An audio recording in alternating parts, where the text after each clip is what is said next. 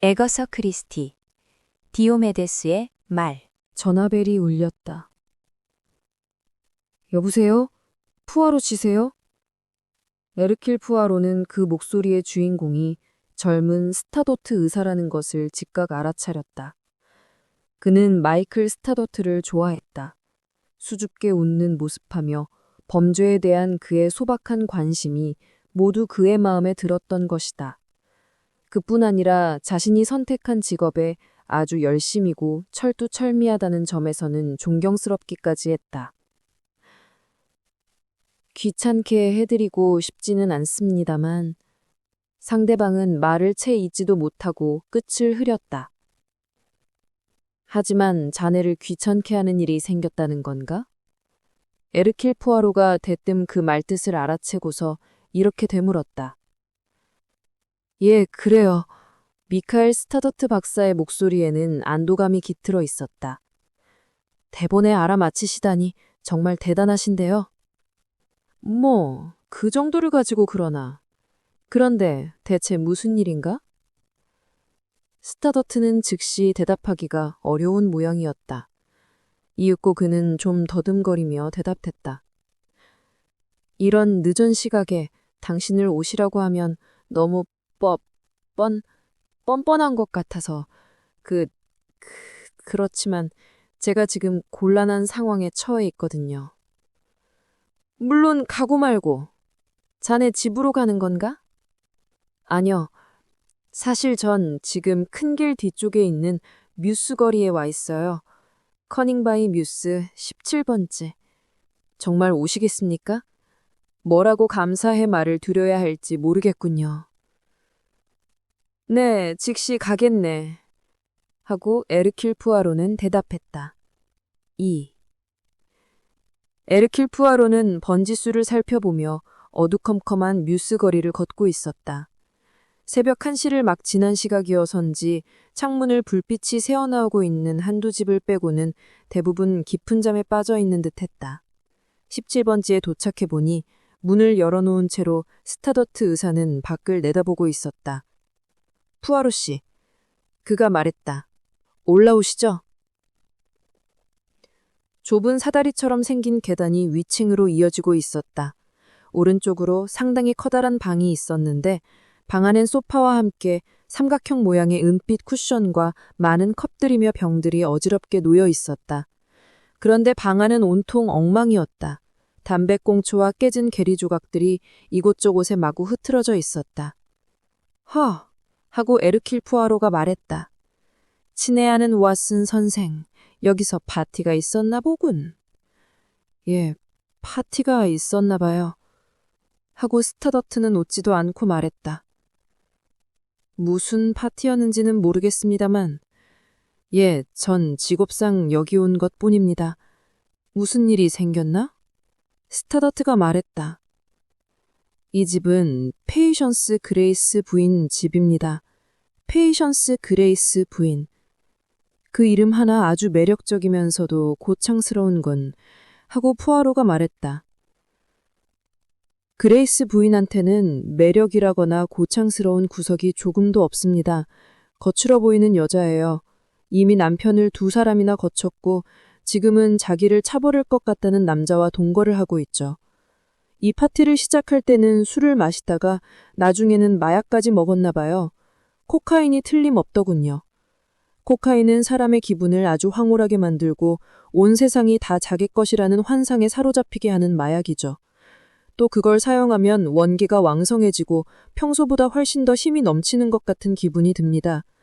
만일 과도한 양을 복용하게 되면 정신적인 흥분 상태가 폭력적이 되면서 일시적인 정신 착각과 피해 망상이 뒤따르는 무서운 마약이죠. 그레이스 부인은 호커라는 좋지 않은 친구와 대판 싸움이 붙었나 봐요. 결론을 말씀드리자면 그가 그녀를 버리고 떠나자 그녀는 창문 밖으로 몸을 내밀고 어떤 미련한 사람이 그녀에게 준 신형 아종 공통을 방아쇠를 그를 향해 잡아당겼습니다. 에르킬 푸아로의 눈썹이 치켜 올라갔다. 그가 맞았나? 아니요. 그녀의 실력으로야 의림도 없죠. 총알이 사방팔방으로 마구 튀었나다요. 그 총알을 맞은 사람은 뉴스거리 쓰레기통을 뒤지며 돌아다니던 불쌍한 불황자였어요. 재수없게도 그의 팔뚝에 그 총알이 날아가 박힌 겁니다. 그가 비명을 지른 것은 물론이죠. 그러자 사람들이 이곳으로 그를 둘러매고 와서 피가 너무 흐르니까 대충 지혈만 해놓고서 저를 데리러 온 거예요. 그래서 당연히 응급처치를 했죠. 하다 다행히도 중상은 아니었습니다. 그리고 한두 사람이 그와 뭐라고 한참 이야기를 하더니 결국은 5파운드짜리 지폐 2장을 받고 더 이상 이야기하지 않기로 합의를 본 것 같아요. 가와렵지만 그 사람한테도 되레 잘된 거리죠. 생각지도 않은 횡지를 한 셈이 되었으니까요. 그럼 자네는? 저도 일한 대가는 당연히 받았죠. 그레이스 부인은 그때까지도 미친 듯이 날뛰고 있었습니다. 그래서 제가 그녀한테 주사를 한 대 넣고서 억지로 침대에 끌어다 누였는데 좀 의식을 잃은 아가씨도 또 하나 있었어요. 아주 젊은 아가씨였는데 역시 응급처치를 했죠. 그때쯤엔 그 많던 사람들이 썰물처럼 다 빠져나가고 거의 남아있는 사람들이 없었습니다. 그는 말을 멈췄다. 그럼 그 상황을 한번 생각해 볼 여유가 생겼겠군. 예, 스튜더트가 말했다. 단순히 술만 마시고 그 소동을 피웠다면 일은 그것으로 끝난 거지만 마약은 다릅니다. 마약을 복용한 게 확실한가? 오, 그럼요. 그건 틀림없는 코카인입니다. 라카 상자 안에 들어있는 걸 봤는데요. 아마 그걸 코로 들이마시나 봅니다. 문제는 그걸 어디서 구했느냐는 거예요. 얼마 전에 저한테 최근 마약 복용이 유행처럼 번지고 마약 중독자의 수가 급증한다고 하셨잖아요. 에르큘 포아로가 고개를 끄덕였다. 경찰이 오늘 밤 이 파티에 대해서 관심이 많겠군. 미카엘 스타더트가 침울하게 말했다. 제 얘기가 바로 그겁니다. 불현듯 포아로는 새로운 관심으로 그를 쳐다보았다. 하지만 자넨 경찰이 관심 있어 하는 게 그리 달갑지 않은 모양이군 그래. 미카엘 스타더트가 웅얼거렸다. 죄 없는 사람들이 애꿎에 걸려들지도 모르잖아요. 그렇게 되면 너무 안 됐으니까요. 그렇다면 자네가 걱정하는 사람이 페이션스 그레이스 부인인가? 아이고 천만에요. 그 여자는 조금도 동정할 여지가 없어요. 그렴 다른 사람이라면 그 아가씨? 물론 그녀 역시 어느 의미에서는 중독자일지도 모르죠. 하지만 그녀는 너무 어려요. 좀 제멋대로이고 방종한 면도 없지 않아 있죠. 그러나 그건 아직 그녀가 철부지라서 그런 겁니다. 아마 틀림없이 그녀는 그런 게 멋있다거나 현대적이라고 생각해서 이런 유혹에 자기도 모르게 말려든 것일 거예요. 포아로의 입가에 가벼운 미소가 스쳐 지나갔다. 그리고 나서 부드럽게 말했다. 그 아가씨를 오늘 밤 이전에도 만난 적이 있나 보군. 마이클 스타더트가 고개를 끄덕였다. 당황해하는 그의 표정이 유난히 어려 보였다. 모튼셔에서 우연히 만났습니다. 헌트볼에서지요. 그녀의 부친은 은퇴한 장군인데 살벌하게 총을 쏴대는 장면이 많이 나오는 서부극의 주인공처럼 진짜 신사였지요. 그분에게는 딸이 넷이 있었는데 모두들 성격이 거친 편이었습니다. 그건 군인이었던 아버지하고만 살았던 탓입니다. 그리고 그들이 살았던 마을 환경이 좋은 편이 못 되었거든요. 부근에 군수공장이 있어서 돈이 쏟아지니까 전형적인 시골이라는 느낌은 전혀 없는 곳이었지요. 어떻게 해서든지 돈을 벌려고 아우성치는 사람들이 대부분이었고 개 중에는 아주 나쁜 사람들도 많이 있었지요. 그런 환경 속에서 살게 된 아가씨들은 자연히 그런 나쁜 영향을 받지 않을 수 없을 겁니다. 에르큘 포아로는 한참 그의 얼굴을 유심히 살펴보았다. 이윽고 그가 말했다. 네가 왜 나를 오라고 했는지 그 이유를 생각해 보았네. 내가 직접 이 사건에 손대길 바라는 거지. 그렇지 않나? 그렇게 해주시겠어요? 어떤 조치를 취해야 한다고 생각하는데 솔직히 고백하자면 전 제 힘이 닿는 한 실라 그랜트를 지켜주고 싶습니다. 그 문제라면 어떻게 해볼 수도 있을 것 같은데 하여튼 그 아가씨나 한번 만나보세. 절 따라오세요. 그는 방문을 나섰다. 반대쪽 문에서 난리치는 여자의 목소리가 들려왔다. 의사 선생, 제발, 의사 선생, 나 미치겠어! 스타더트가 방 안으로 들어갔다. 포하로도 따라 들어갔다. 방 안이 온통 난장판이었다. 화장품은 바닥에 엎질러져 있고 이곳저곳에 주전자와 병들은 나뒹굴고 옷은 마구 흐트러져 있었다. 침대 위에는 가발임에 분명한 금발 여자가 멍하고 심술궂은 얼굴로 누워 있었다. 그녀는 고래고래 소리 질렀다. 내 몸에 벌레들이 기어다녀. 벌레가. 정말이야. 나 미치겠어. 제발 딱 한 대만 놔줘. 스타도트 박사는 침대 옆에 섰다. 그리고는 전문적인 의사답게 환자를 다독거렸다. 에르큘 포아로는 조용히 그 방에서 물러나왔다. 반대쪽에 또 다른 문이 있었다. 그는 문을 열었다. 그것은 조그만 방이었는데 거의 꾸미지 않아서 스산하기까지 했다. 침대 위에는 가냐풀고 아직 채 소녀티가 가시지 않은 아가씨가 죽은 듯이 누워 있었다. 에르큘 포아로는 발끝으로 걸어 침대 옆에 가서 그 아가씨의 얼굴을 내려다보았다. 검은 머리카락, 갸름한 창백한 얼굴, 그리고 애띤, 너무 어렸다. 아가씨의 눈꺼풀이 바르르 떨리는가 싶더니 눈을 번쩍 떴다. 그를 보고 처음에는 깜짝 놀랐더니 곧 무서운 표정이 되었다. 그를 참참 노려보더니 그녀가 몸을 일으켜 서서 그 치렁치렁한 남빛 도는 검은 머리카락을 손가락으로 뒤로 빗어 넘겼다. 그녀는 겁먹은 말굴랑이 같았는데 몸을 잔뜩 웅크리고 있었다. 마치 들짐승이 먹이를 주려는 낯선 사람을 잔뜩 경계하는 듯한 모습이었다. 그녀가 말했다. 그 목소리는 애띠고 가냘프면서도 당돌했다. 도대체 당신은 누구죠? 무서워 말게요, 마드모아젤. 스타더트 박사님은 어디 계세요? 그 순간 그 젊은이가 방 안으로 들어왔다. 그제서야 마음이 놓이는진지 그녀가 한결 느긋한 음성으로 말했다. 오, 거기 계셨군요. 이분은 누구예요? 내 친구요. 신라, 지금 기분은 어떠시오? 그녀가 말했다. 끔찍해요. 이가 들끓는 기분이에요. 내가 왜 그 좋지 않은 것을 들이마시게 되었는지 모르겠어요. 스타더트가 엄한 목소리로 말했다. 내가 당신이라면 다시는 그런 걸 들이마시지 않을 거요. 이젠 안 그럴 거예요. 에르큘 포아로가 말했다. 누가 그걸 아가씨한테 주었죠?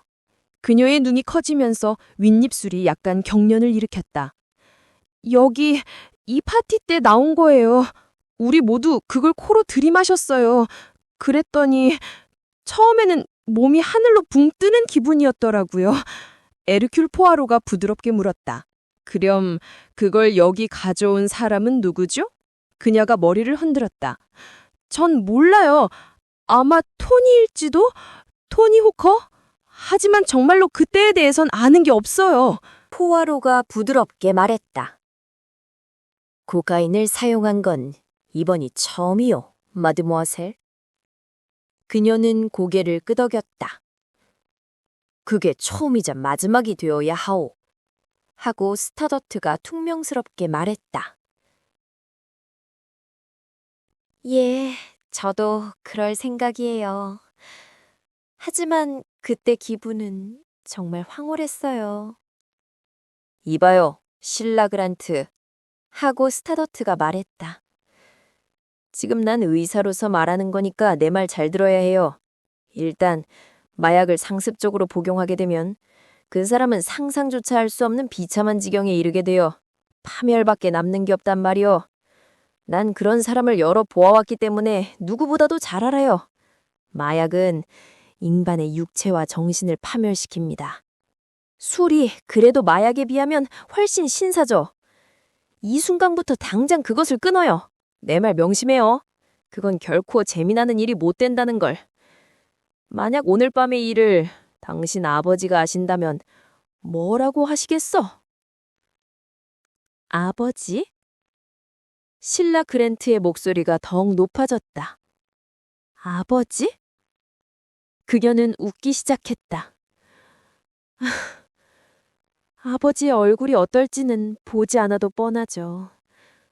아버지가 오늘 밤 일을 알아서는 안 돼요. 분명히 노발대발 하실 테니까. 그거야 당연한 일이지. 하고 스타더트가 말했다. 의사 선생, 의사 선생. 건너방에서 그레이스 부인의 울부짖는 소리가 길게 들려왔다. 스타도트가 한숨을 쉬면서 뭐라고 투덜거리더니 방을 나갔다. 실라 그랜트는 다시 포아로를 한참 쳐다보았다. 그 표정이 몹시 곤혹스러워 보였다. 당신은 진짜 누구죠? 파티에는 없었는데. 그렇소. 난 파티에는 참석하지 않았어. 난 스타더트 의사의 친구요. 선생님도 의사세요? 의사 같아 보이지는 않는데. 내 이름은 연극의 제1막이 올라가기 전에 의뢰 앞에 나와 간단한 인사말을 하는 사회자라도 된 것처럼 포아로는 한껏 점잔을 빼며 입을 열었다. 내 이름은 에르큘 보아로요. 그의 기대에 어긋나지 않게 그 말은 확실히 효과가 있었다. 때때로 자신의 이름을 한 번도 들어본 적이 없다는 무지한 젊은이들을 만날 때마다 포아로는 무척 슬펐던 게 사실이었다. 그러나 실라 그랜트는 그의 명성을 익히 들어온 알고 있음이 분명했다. 그의 이름을 듣고는 당황해 어쩔 줄 몰라 했다. 아니, 놀라서 말이 안 나오는지 그저 그의 얼굴을 빤히 쳐다보기만 했다. 3. 그 말에 진이야 어떻든 간에 누구나 토케이에는 고무한 사람쯤은 있다는 옛말이 있다. 그와 똑같은 의미로 머튼셔에는 아무리 없어도 누구나 친척 하나 정도는 있다는 말이 있다. 머튼셔는 런던에서 그리 멀지 않게 떨어져 있으면서 수렵, 사격, 낚시를 동시에 즐길 수 있고 주위 경관이 매우 수려했으며 약간은 보수적인 경향을 띠고 있는 마을이었다. 철도 시설이 잘 되어 있는 데다가 고속도로가 새로 생겨서 주요 도시들을 왕래하는 데 조금도 불편하지 않았다. 그래서인지 이웃나라의 다른 섬에 비해 많은 인구가 살고 있는 편이었다. 그 결과 머튼셔에서 살아가기 위해서는 수입이 4자릿수 이상이거나 아니면 소득세와 기타 수입을 합한 금액이 최소한 5자릿수는 되어야 했다. 다른 나라에서 온 에르큘 포아로에게는 그 마을에 사는 친척이 있을 리가 없지만 교제 범위가 상당히 넓은 그에게는 그쪽으로 자신을 초대해 줄 만한 사람을 찾기가 별로 어려운 일은 아니었다. 그 중에서 그는 자기를 초대해 줄 여주인으로 이웃나라 사람들의 이야기를 하는 게 큰 낙인 귀여운 숙녀를 택했다. 그녀의 유일한 그 결점 덕분에 포아로는 그가 관심을 갖고 있는 사람들에 관한 이야기가 나올 때까지 그녀의 입에서 술술 쏟아져 나오는 수많은 사람들에 대한 이야기를 그저 고개를 끄덕이면서 듣고 있기만 하면 되었다. 그란트가? 오, 예. 자식이 넷인데 모두 다 딸이죠. 가엾은 장군이 그 딸들을 휘잡지 못하는 것도 무리는 아니에요. 남자가 딸만 4명 데리고 뭘 하겠어요. 카마이클 부인은 웅변이라도 하는 듯 양손을 번쩍 올렸다. 포아로가 말했다. 정말 뭘 하겠습니까? 그러자 숙녀가 말을 계속했다. 군대에 있을 때는 자기가 이만저만 엄격한 사람이 아니었다고 하더군요. 하지만 그 딸들한테는 그도 2손 2발 다 들었대요. 내가 젊었을 때는 그렇지가 않았는데 내가 기억하기로는 늙은 샌디스 데컬렌도 굉장히 엄격한 사람이었는데 그 딸들은 그만. 그녀는 샌디스 데컬렌의 딸들과 카마이클 부인이 젊었을 때 친구 이야기를 한참 지루하게 늘어놓았다. 물론 그렇다고 해서 하고 카마이클 부인이 처음의 주제로 되돌아오면서 말했다. 그 딸들이 정말 나쁘다는 얘기는 아니에요. 한참 커가는 시기에는 좋은 환경 속에서 자라야 하는데 여긴 그렇지가 못한 편이거든요. 아주 이상야릇한 사람들이 여기로 오는 바람에 이젠 군이라고도 할 수도 없어요. 지금은 모두들 돈이에요. 그리고 그 끔찍한 얘기 들으셨죠? 누가 얘기해줬어요? 앤토니 호커? 아, 예. 난 그 사람을 잘 알죠. 그 청년은 내가 싫어하는 전형적인 타입이에요. 하지만 정말 돈은 많은가 보더라고요. 여기 여우 사냥하러 내려와서는 파티를 많이 여는데 말도 못하게 호화로운 파티라더군요. 그런데 수상쩍은 파티를 열기도 한다는 말이 좀 있어요. 물론 내가 그 말을 들은 대로 다 믿는 건 아니에요. 사람들이란 게 심보가 좀 고약해서 제일 나쁜 쪽으로만 생각하려는 경향이 있거든요. 뭐 알코올 중독자라거나 마약 상습 복용자 같다는 등의 험담 말이에요. 얼마 전에 누가 나한테 어린 아가씨들이 타고난 술꾼이라고 했는데 난 정말 그런 식으로 말하는 건 좋지 못하다고 생각해요. 또 누가 행동이 조금 이상하거나 애매해도 사람들은 무조건 마약 중독자라고 몰아붙이는데 그것도 공평치 못한 처사라고요. 사람들 말로는 라킴 부인이 마약 중독자라고 하더군요. 하지만 내가 보기엔 멍해서 그렇지 뭐 그런 것 같지는 않더라고요. 물론 난 그 여자를 좋아하지는 않아요. 그 여자는 앤토니 호커와 보통 사이가 아닌데 바로 그런 이유로 해서 그 여자가 그랜트 장군과 딸들을 그렇게 욕을 하며 돌아다닌다니까요. 뭐 남자를 잡아먹는 식인종이라나요? 아마 그들이 따라다니는 남자들이 많은 모양인데 하지만 그렇다고 해서 문제될 게 뭐가 있겠어요. 사실 따지고 보면 아주 당연한 일인데 그 딸들은 하나같이 인물들이 좋거든요. 푸아로가 불쑥 질문 하나를 던졌다. 라킨 부인, 이봐요. 그녀가 누군지 나한테 물어봐야 소용이 없잖아요. 요즘 같은 시대에 별로 친하지도 않은 그 여자의 속까지 알 수가 있나요?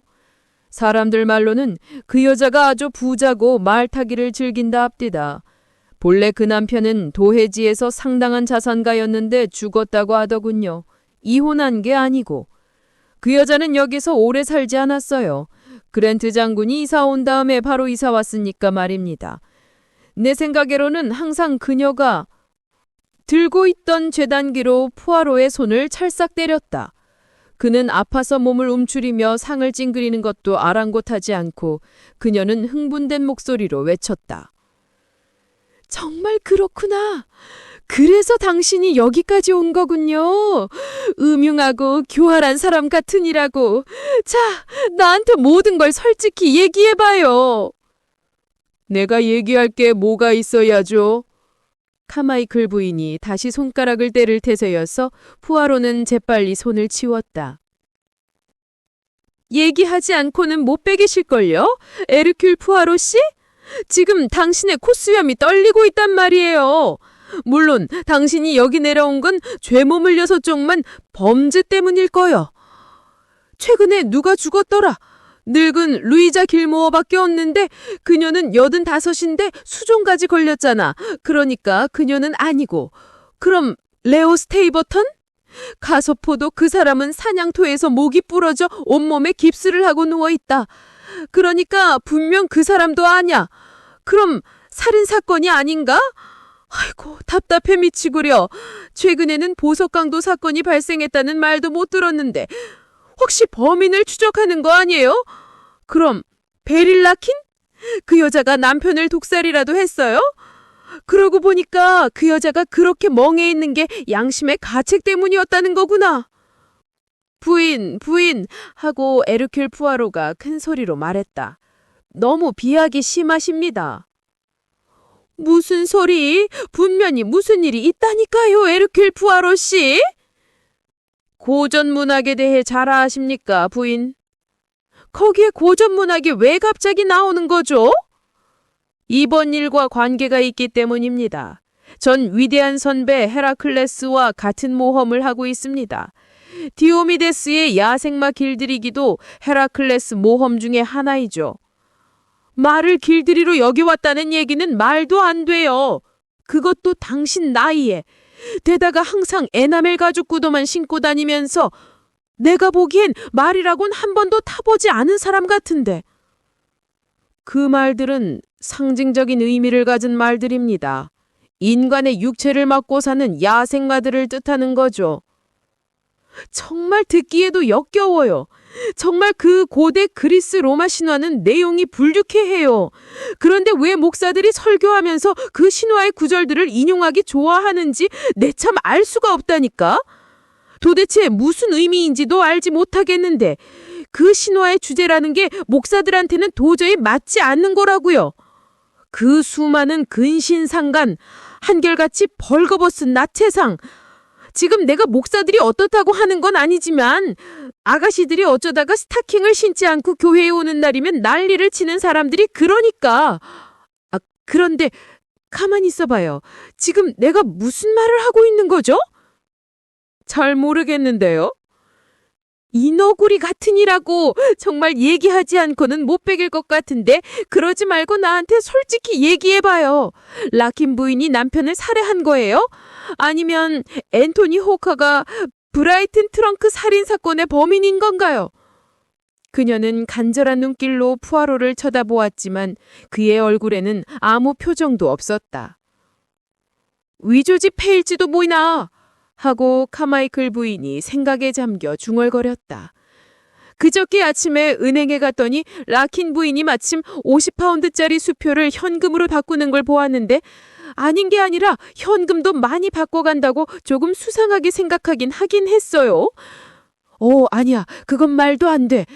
만약 그 여자가 위조 지폐를 가지고 있었다면 그 수표를 입금시킬 리가 없잖아요. 에르큘 푸아로 씨, 정말 그렇게 시침이 뚝대고 앉아서 한마디도 안 하겠다면 가만두지 않을 거예요. 좀 참고 기다리시죠. 하고 에르큘 푸아로가 말했다. 그랜트 장군이 살고 있는 애슐리 로지 저택은 그렇게 큰 집은 아니었다. 그 집은 언덕 비탈에 위치해 있었는데 훌륭한 마구간과 손질을 하지 않아서인지 볼품없는 정원이 하나 딸려 있었다. 내부는 부동산 소기업자가 가구 장식 완비라고 말하면 딱 알맞을 그런 광경이었다. 움푹 들어간 벽감에는 부처들이 책상 다리를 하고 앉아 눈을 아래로 내리깐 채 곁눈질을 하고 있었고 바닥에는 베나레스산 청동재 쟁반과 테이블들이 온통 자리를 차지하고 있었다. 또 벽난로 선반에는 코끼리 행렬들이 장식되어 있었고 상당히 꾸불꾸불한 청동새 공품이 벽면을 장식하고 있었다. 마치 인도에서 사는 영국인 집에 온 것 같은 착각이 들 정도인 그 집 중앙에 그랜트 장군이 붕대를 칭칭 감은 다리를 맞은편 의자에 올려놓은 채 커다랗고 허름한 안락 의자에 몸을 푹 파묻고 앉아 있었다. 동풍이요. 하고 그가 설명했다. 동풍에 걸려본 적이 있습니까, 미스터... 부하로 씨? 한 번 걸렸다고 하면 정말 미칠 지경이죠. 그게 다 우리 아버지 탓이요. 그 양반은 평생 술을 마셨으니까. 그뿐 아니라 우리 할아버지도 그랬다오. 크게 나를 망쳐버린 거요. 좀 마시겠소? 미안하지만 내 다리가 이 꼴이니 그 배를 좀 눌러주시오. 머리에 터번을 두른 하인이 나타났다. 그랜트 장군은 그를 압둘이라고 소개시킨 뒤 그에게 위스키와 소다를 가져오라고 명령했다. 술이 나오자 장군이 너무 많은 양에 따르는 것을 보고 놀란 푸아로는 얼른 손을 들어 막으려고 했다. 함께 마시지 못해 정말 유감이요, 푸아로 씨. 장군은 슬픈 눈으로 술병을 쳐다보았다. 내 주치의는 내가 그걸 마시는 건 독약을 먹는 거나 다름없다고 하지 뭡니까? 그러지만 그 사람이 뭘 알아? 의사들은 무식하기 짝이 없다오. 남이 노는 것을 방해할 줄 알지. 글쎄, 남이 먹고 싶은 음식과 술은 하나도 못 먹게 하고는 갓난애기들한테나 먹일 찐 생선 같은 것만 먹으라는 거요. 그게 얼마나 악취미요. 찐 생선이라니. 더러워서. 화가 난 장군이 무심결에 자기의 아픈 다리를 건드린 모양이다. 그가 고통에 찬 비명을 질렀다. 그는 자기가 말이 거친 것에 대해 사과를 했다. 내가 나도 모르게 성난 곰처럼 화를 냈소이다. 그래서 딸들도 내가 통풍에 걸려있을 때면 나를 피한다우. 물론 그렇다고 해서 그 애들만 나무랄 수도 없다는 걸 잘 알아요. 당신이 내 딸아이를 만났다고 들은 것 같은데. 예, 그런 즐거움을 누렸었지요. 따님이 몇어 되신다지요. 넷이요. 하고 장군이 우울하게 말했다. 아들은 하나도 없고 지독한 여자들만 넷인 셈이요. 요즘 들어 아들이 하나 있었으면 하는 생각이 더 간절하다오. 따님들이 전부 아주 매력적이라고 하던데요. 인물이야 그만하면 괜찮은 편이지. 교난치는 않았으니 말이오. 그런데 문제는 그 애들 속을 도저히 모르겠다는 거요. 요즘 여자들은 아무리 어떻게 해볼 수가 없어요. 세상이 너무 규율이 없어. 너무 자유가 많아 전부 제멋대로인 세상이라니까. 이런데 남자 혼자서 무얼 할 수 있겠소? 그렇다고 그 애들을 집안에다 꽁꽁 묶어둘 수는 없는 노릇인데. 그래도 따님들이 이웃남 사람들한테 인기가 많은 것 같은데요. 늙은 고양이 같은 여자들은 그 애들을 좋아하질 않아. 여기에 순수한 어린 양의 탈을 쓴 늙은 양들이 상당히 많다오. 그래서 혼자 사는 남자는 조심해야 하오. 나도 하마터면 푸른 눈의 과부 하나한테 꼼짝없이 붙잡힐 뻔했자 뭡니까? 새끼 고양이처럼 그르렁거리면서 우리 집 주연을 배회하고 했어요. 가여운 그랜트 장군, 당신도 재미있는 인생을 살아야 한다우. 이러면서 꼬우시더란 말이오. 오잉크를 하면서 코에다가 손가락 하나를 갖다 댔다. 그렇게 꼬리치는 속셈은 뻔하게 아닙니까, 푸아로 씨? 오, 물론 그렇다고 해서 여기가 아주 나쁜 곳이라는 말은 아니오. 약간 시끄럽고 서로 빨리 달려가려고 하는 게 내 기호에 좀 안 맞는다 뿐이지. 난 시골다운 시골을 좋아해요. 자동차와 재즈와 하루 종일 나팔을 부는 라디오가 없는 고즈넉한 시골 말이오. 그래서 우리 집에는 그런 게 하나도 없다오. 딸들도 그 점은 잘 이해하는 편이죠. 혼자 사는 남자가 자기 집에서 그만한 평화를 누릴 권리쯤은 있는 거 아니오? 푸아로가 스그머니 화제를 앤서니 호커에게로 돌렸다. 호커? 호커. 잘 모르겠는데. 아, 그럼 그 친구인가? 미간이 너무 좁아서 음흉해 보였던 걸. 사람 얼굴을 똑바로 쳐다보지 못하는 사람은 절대 믿지 마쇼. 그가 다핵 따님인 신라 양의 친구죠? 신라? 그건 모르겠소. 딸애들이 나한텐 아무 얘기도 하질 않으니까. 장군은 수십 뭉친 눈썹을 찌푸렸다. 얼굴이 시뻘개진 채로 그의 예릿게 빛난 푸른 눈이 에르큐 푸아로의 얼굴을 한참 쏘아보았다.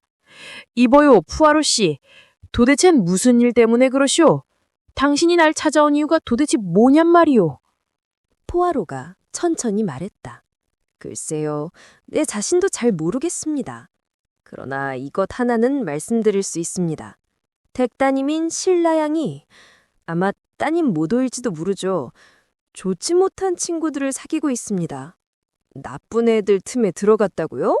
안 그래도 그게 늘 걱정이었는데 하긴 그런 말을 전혀 안 들었던 건 아니었소. 그가 애절한 눈빛으로 포아로를 쳐다보았다. 하지만 내가 어떻게 해야 되겠소, 포아로 씨. 어떻게 할 도리가 있어야지. 포아로는 복잡한 표정으로 머리를 흔들었다. 그란트 장군이 계속해서 말했다. 딸애들이 그 애들과 어울려 무슨 나쁜 짓이라도 저지른 거요? 포아로가 질문을 대답으로 대신했다.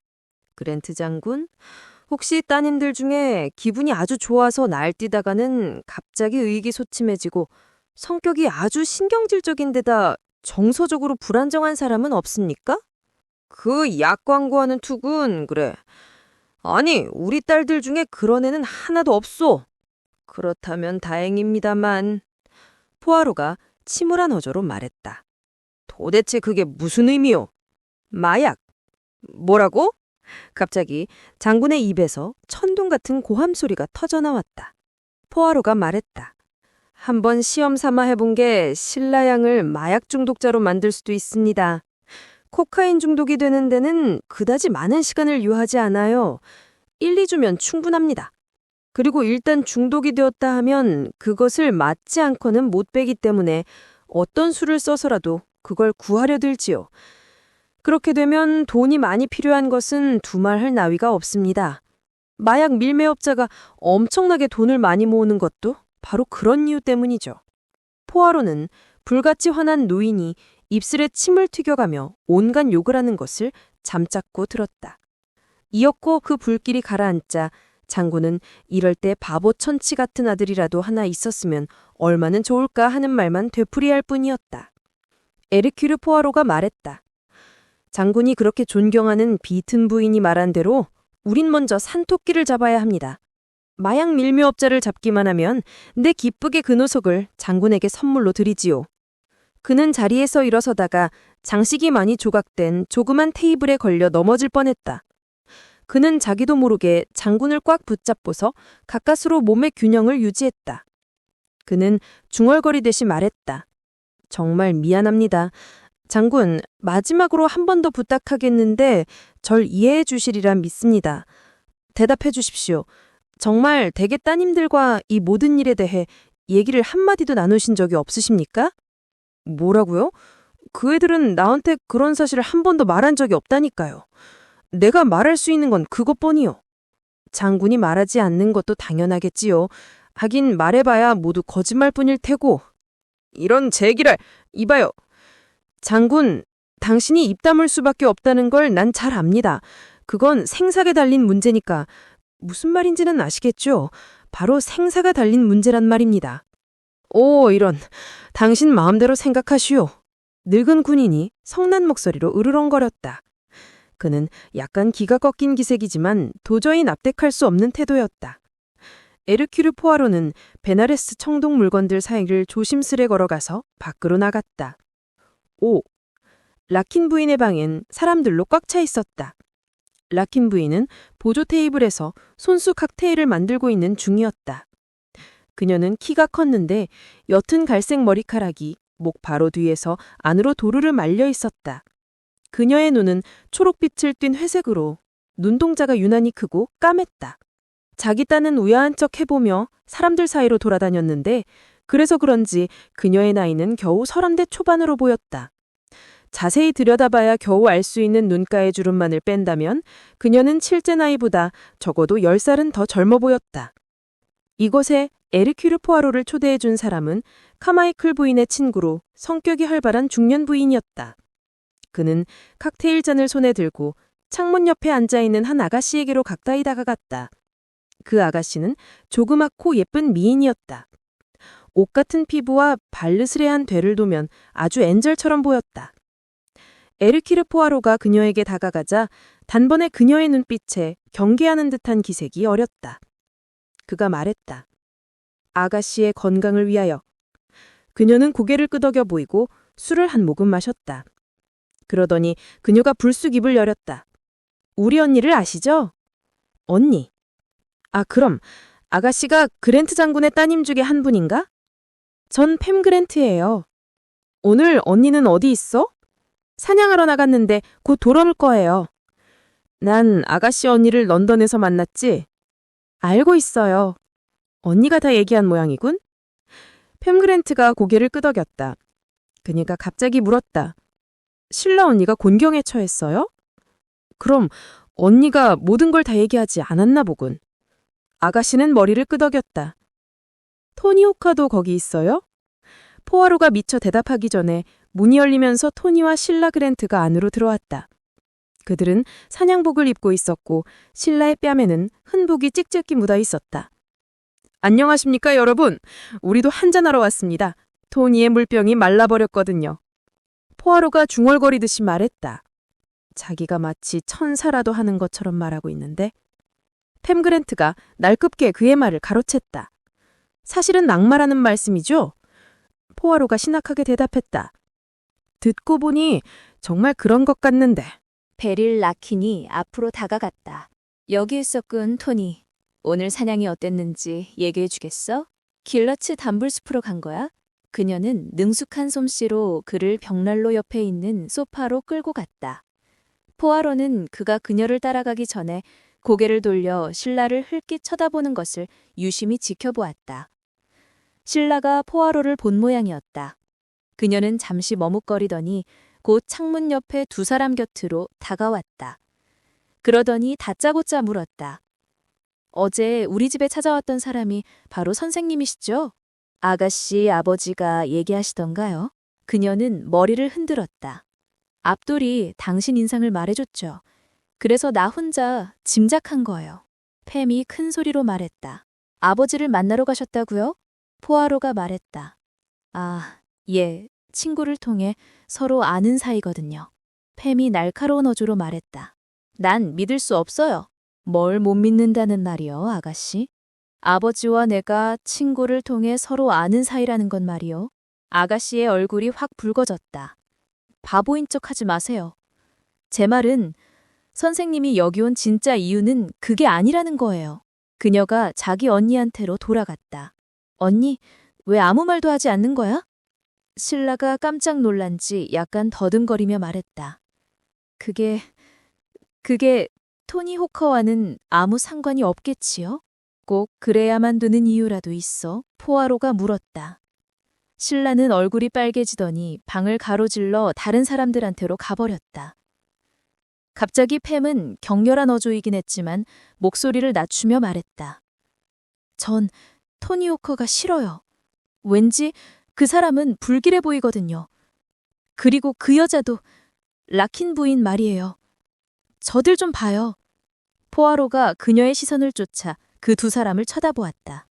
호커의 머리와 여주인의 머리가 맞닿아 있다. 그는 그녀를 달래고 있는 것이 분명했다.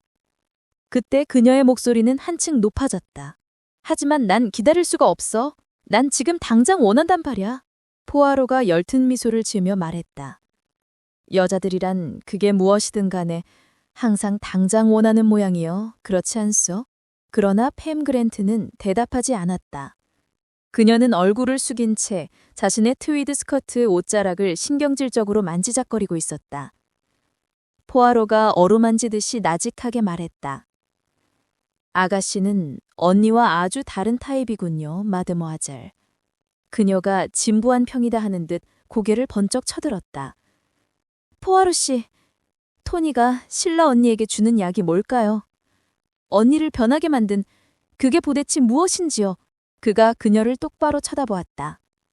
그랜트 양, 코카인을 복용한 적이 있습니까? 그녀는 머리를 흔들었다. 오, 천만에요. 그렇다면 그 약이 바로 그건가요? 코카인? 아주 위험한 것 아니에요? 신라 그랜트가 손에 술잔을 들고서 그들에게 다가왔다. 뭐가 위험해? 포아로가 말했다. 지금 마약 중독에 끼치는 영향에 관해 얘기하는 중이요. 마약은 인간의 정신과 영혼을 천천히 좀먹어 들어가 결국에는 죽음에 이르게 하는 병이요. 인간의 진실과 선을 송두리째 파괴하는 무서운 병이란 말입니다. 신라 그랜트가 몸을 움츠랬다. 그러자 그녀의 손에 든 잔이 흔들려 바닥에 그 액체가 흘러떨어졌다. 포아로는 계속 말을 이었다. 마약이 인간의 생명을 좀먹는다는 얘기는 스터더트 이사가 분명히 얘기했던 것으로 알고 있어요. 한 번 엎지르긴 쉽지만 그걸 다시 주워 담기란 여간 어려운 일이 아니에요. 돈을 벌기 위해 남을 타락시키고 파멸로 이끄는 사람은 인간의 피와 살을 먹고 사는 흉혈귀와 다름함이 없어요. 그는 몸을 돌아버렸다. 어깨 너머로 그는 팸 그랜트가 외치는 소리를 들었다. 신라! 그리고 중얼거리는 소리를 들었다. 그것은 신라 그랜트에 들릴 듯 말 듯한 속삭임이었다. 그녀의 목소리가 너무 낮았기 때문에 그는 가우스로 한마디만 알아들을 수 있었다.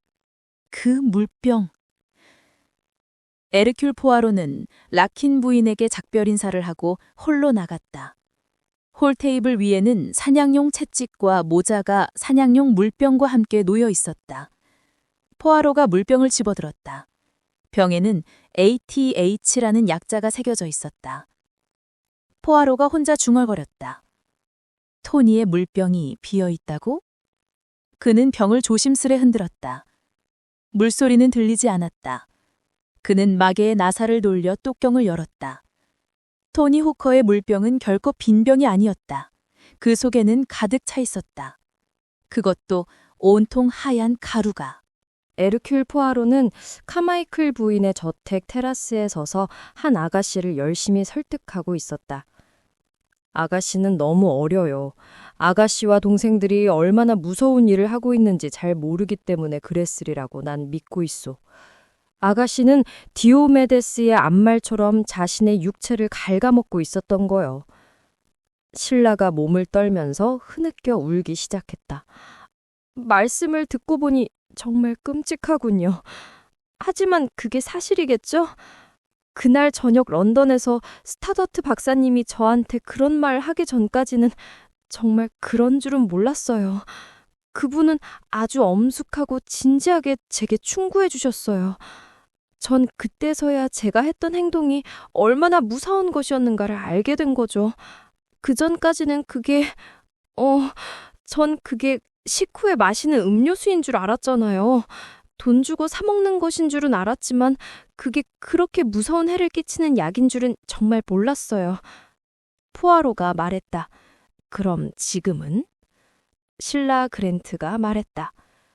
선생님이 시키는 대로 다 하겠어요. 전 다른 사람들에게도 얘기를 해주겠어요. 그녀는 덧붙였다. 스타더트 박사님은 이제 다시는 저와 얘기하려 하지 않겠지요? 천만에요. 하고 푸아로가 말했다. 스타더트 의사와 난 아가씨가 새로운 삶을 시작할 수 있도록 최선을 다해 도울 준비가 되어 있어요. 그러니까 아가씨는 우리만 믿어요. 하지만 먼저 해야 할 일이 있습니다. 그건 죽어 없어져야 마땅한 사람이 하나 있습니다. 철저하게 파괴시켜야 하는데 그를 죽일 수 있는 사람은 아가씨와 동생들 뿐이요.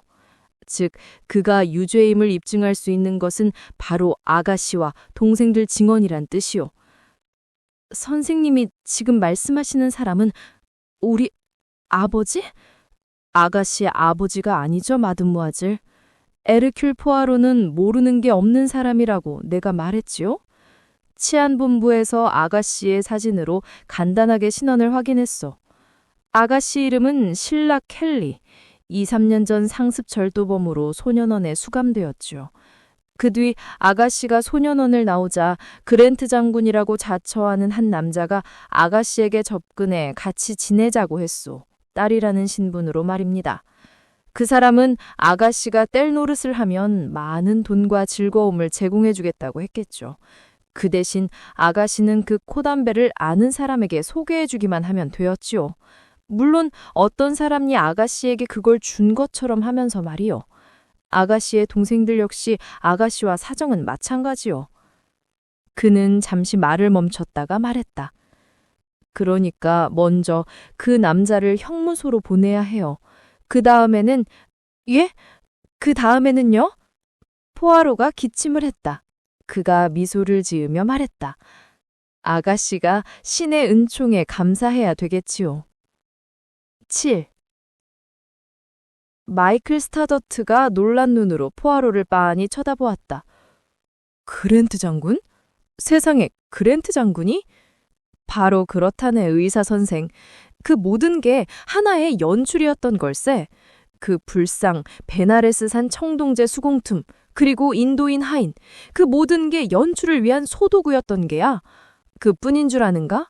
그 남자가 통풍에 걸렸다는 것 또한 기가 막힌 연기였단 말일세. 하지만 그건 옛날에나 써먹던 수법이고 요즘에는 한물간 방법이지. 통풍으로 고생하는 아주 나이 많은 노신사. 그 사람이 19살짜리 딸을 둔 아버지라고 하기에는 너무 나이가 많잖아? 난 확신을 갖게 된 이유가 그거 말고도 또 있다네. 내가 나가려고 하다가 발에 뭐가 걸려 몸이 비틀거리는 바람에 나도 모르게 그 난자의 아픈 다리를 꽉 잡은 게 뭔가? 그런데도 내 말에 머리가 혼란해진 그 신사가 내가 자기 다리를 잡은 줄도 모르고 있었다니까, 글쎄? 그래서 난 확신을 갖게 된 걸세. 그 장군이라는 남자가 가짜, 엉터리라는 것을. 하지만 그 아이디어 하나는 정말 기가 막히더군. 인도에서 군인 생활을 하다가 퇴역한 장군. 불같이 성을 잘 내는 달혈질의 희국적인 인물로 분장하여 그는 그 마을에 정착했네. 아니, 보통 퇴역군인들이 사는 것처럼 그렇게 고급스럽지 않은 거주지를 택해 살기로 마음먹은 걸세. 하지만 그곳은 런던에 돈 많은 사람들이 모여들기 때문에 상품 시장으로는 아주 그만인 곳이었지.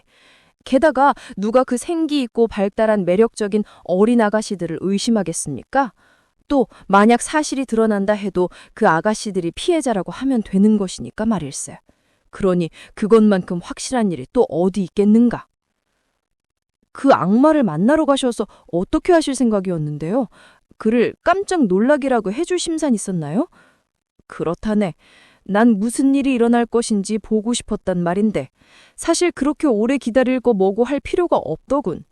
난 그 아가씨들한테 명령을 내리는 사람이 있다는 걸 즉시 알아차린 거였어. 실질적으로 피해자인 한 사람이 앤터니 호커가 희식양이 된 셈이지. 신라는 나한테 그 홀에 있는 물병에 대해 얘기해 주려고 했는데 아마 그녀로서는 그렇게 하지 않을 수 없었을 테인데 다른 아가씨가 그녀의 입을 막으려고 화난 목소리로 신라라고 외치는 바람에 그만 용기가 꺾였는지 멈칫해버렸네. 마이클 스타더트가 자리에서 일어나 방안을 오락가락했다. 아시겠지만 전 그 아가씨를 놓치지 않을 겁니다. 저는 사춘기에 그런 범죄를 하는 사람들에 대해서 연구를 상당히 한 편이죠. 그들의 가정 환경을 살펴보면 항상 포아로가 그의 말을 가로막았다. 의사 선생, 난 자네의 학문에 대해 항상 깊은 존경을 하고 있다. 아까 말한 자네 연구는 실라 켈리 양과 밀접한 관계가 있다는 걸 자네가 말하지 않아도 난 충분히 알지. 다른 사람과도 관계가 있습니다. 다른 사람? 뭐 그럴지도 모르지만 내가 자신 있게 말할 수 있는 사람은 그 귀여운 신라 양밖에 없으니까. 아무튼 자네만 그 아가씨를 잘 길들이리라 믿지 않다네. 사실 그 아가씨는 이미 자네가 하라는 대로 고분고분 말을 잘 듣는 것 같더군. 마이클 스타더트가 얼굴을 붉히면서 말했다. 무슨 말씀을 그렇게 하십니까, 포아로 씨?